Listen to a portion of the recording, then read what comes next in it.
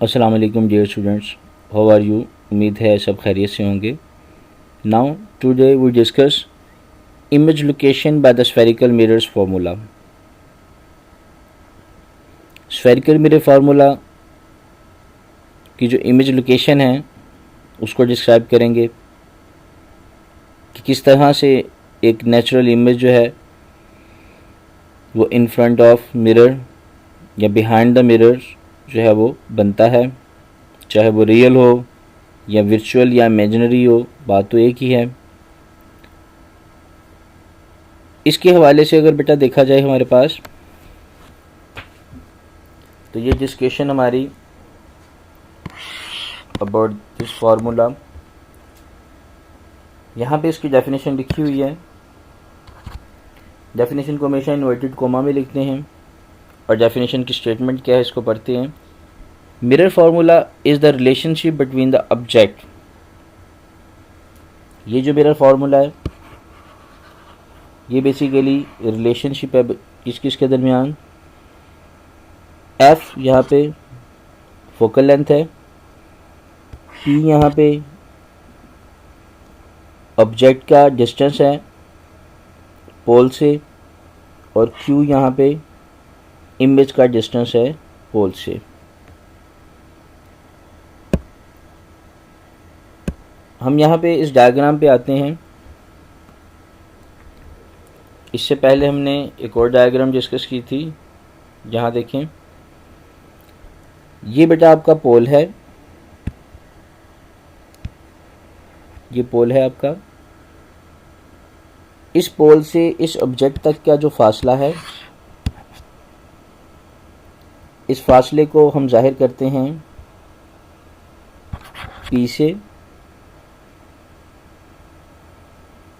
इसी तरह से इस पोल से इसके इमेज तक का जो फासला है उसको जाहिर करते हैं हम क्यू से, यानी कि पोल से इमेज का डिस्टेंस। पोल बेसिकली क्या है, सेंटर ऑफ द मिरर। तो मिरर से इमेज का जो फासला है उसे हम क्यू से जाहिर करते हैं, और इसी तरह से मिरर के पोल से या मिरर से जो ऑब्जेक्ट तक का फासला है उसे हम जाहिर करते हैं किससे, पी से।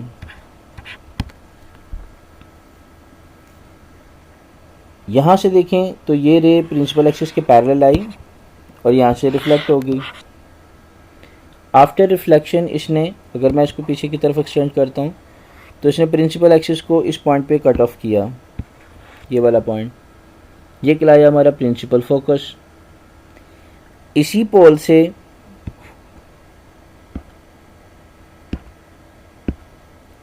यही पोल जो है, इस पोल से इस प्रिंसिपल फोकस तक की जो लेंथ होगी उस लेंथ को हम नाम देंगे फोकल लेंथ, और उसे स्मॉल एफ से जाहिर करेंगे। ये क्या कहलाती है, फोकल लेंथ। ये थे बेसिकली नेम इनके। मैं दोबारा से डायग्राम को एक रफ से स्ट्रक्चर में बनाकर यहाँ पे आपको शो करवाता हूँ। फर्स्ट करिए जी, मेरे पास ये है एक कनकेव मिरर,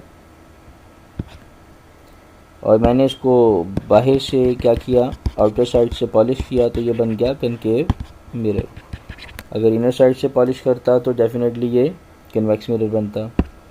ये वो लाइन है जो पोल में से गुजर रही है, ये सेंटर पॉइंट इसका पोल कहलाएगा पी।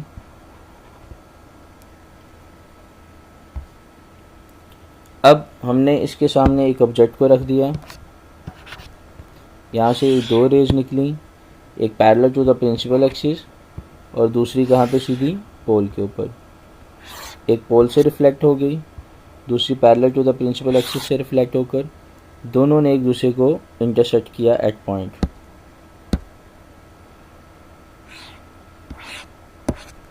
किस पॉइंट पे इंटरसेक्ट किया जी, इस पॉइंट पे। अब यहाँ पे देखें तो यहाँ पे बनेगा इमेज।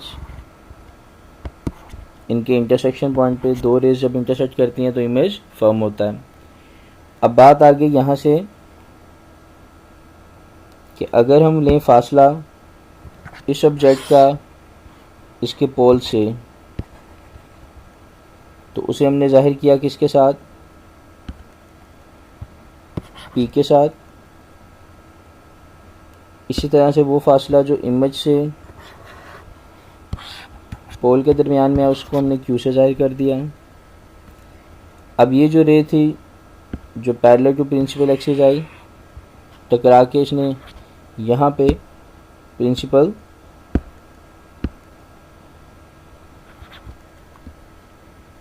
प्रिंसिपल एक्सिस को एक पॉइंट पे कट ऑफ किया। ये बना प्रिंसिपल फोकस, इसे कैपिटल F से ज़ाहिर करते हैं। और यहाँ से यहाँ तक की जो डिस्टेंस है उसे हम स्मॉल f से ज़ाहिर करते हैं, जो कि क्या है, फोकल लेंथ। और यहीं से हमारे पास फार्मूला फॉर्म हुआ कि 1/f is equal to 1/p plus 1/q। तो ये फार्मूला बेसिकली रिलेशन है बिटवीन किसके, focal length, distance of object from mirror and distance of image from mirror. इसके अलावा एक और डिस्कशन है हमारी, वो क्या है कि अगर मैं इस कर्व पास को आगे एक्सटेंड करूं तो डेफिनेटली ये कर्वेचर का हिस्सा है। इस कर्वेचर का जो सेंटर है वो क्या कहलाता है, सेंटर ऑफ कर्वेचर। ठीक है, क्योंकि ये एक स्फेयर है, स्फेयर का सेंटर होता है और स्फेयर का रेडियस भी होता है। अब जब ये रेडियस की बात होगी तो यहाँ पे जो रेडियस है वो हमेशा किसी भी मिरर के जो फोकल लेंथ है उसके हाफ के इक्वल है। दूसरे अल्फाज में आप ये भी कह सकते हैं कि रेडियस जो है वो किसके इक्वल आ जाता है, 2f के। यानी कि फोकल लेंथ को अगर हम डबल करें तो वो बराबर होता है किसके, रेडियस के। और इसी तरह से अगर हम रेडियस को हाफ करें तो वो बराबर होगा किसके, फोकल लेंथ के। नेक्स्ट हमारे पास इस फार्मूले के बाद जो कुछ डिस्कशन है, वो डिस्कशन यहाँ पे उसने दी है, उसकी जो हेडिंग दी है वो क्या है, साइन कन्वेंशन। बेटा देखिए, हमारे पास जो ऑब्जेक्ट हासिल होता है, चाहे वो कनकेव हो या कन्वेक्स हो, उसकी एक ख़ास प्रॉपर्टी होती है।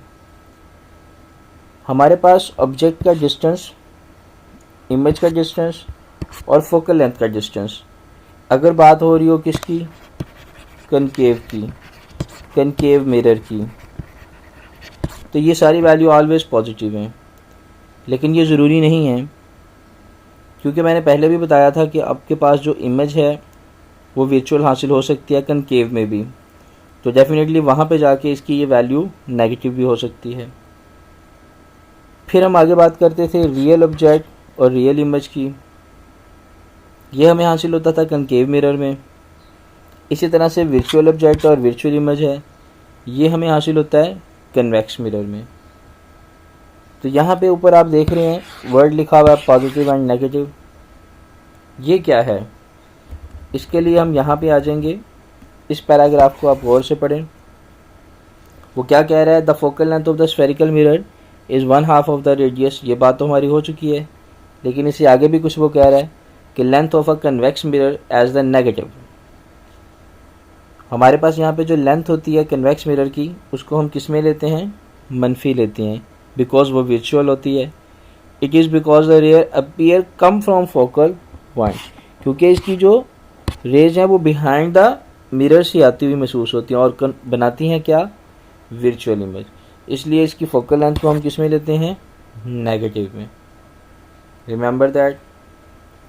तो ये था हमारा आज का टॉपिक, जिसमें हमने फार्मूले को डिस्कस किया और इसके साथ साथ साइन कन्वेंशन को डिस्कस किया।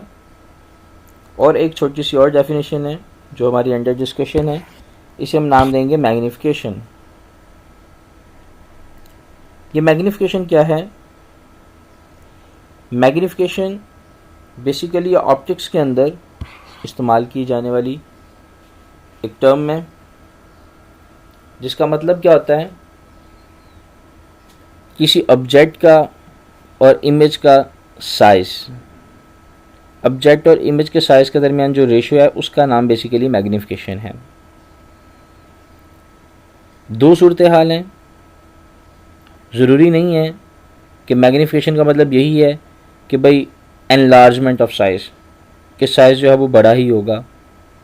अक्सर हम लोग दूरबीन से देखते हैं, मुहद्दबत से देखते हैं, तो हमें लगता है कि इसका साइज़ इंक्रीज़ हो गया। जो छोटे ऑब्जेक्ट्स होते हैं उनको बड़ा करने के लिए देखते हैं, उसे मैग्नीफिकेशन का नाम देते हैं। लेकिन ज़रूरी नहीं है कि मैग्नीफिकेशन एनलार्जमेंट ही हो। मैग्नीफिकेशन में किसी रियल ऑब्जेक्ट के साइज़ की कमी को भी मैग्नीफिकेशन कहते हैं। तो इसका मतलब हुआ कि एनलार्जमेंट हो या स्मॉलर इन साइज़, दोनों को हम किसका नाम देंगे? मैग्नीफिकेशन का ही नाम देंगे। तो ये था हमारा बेटा आज का टॉपिक। उम्मीद है सबको समझ आ गई होगी। कल तक के लिए, नेक्स्ट लेक्चर के लिए अल्लाह हाफिज़। चैनल को सब्सक्राइब करना ना भूलिएगा और लोगों से शेयर भी करें ताकि दूसरे भी इससे फ़ायदा उठा सकें। अल्लाह हाफिज़।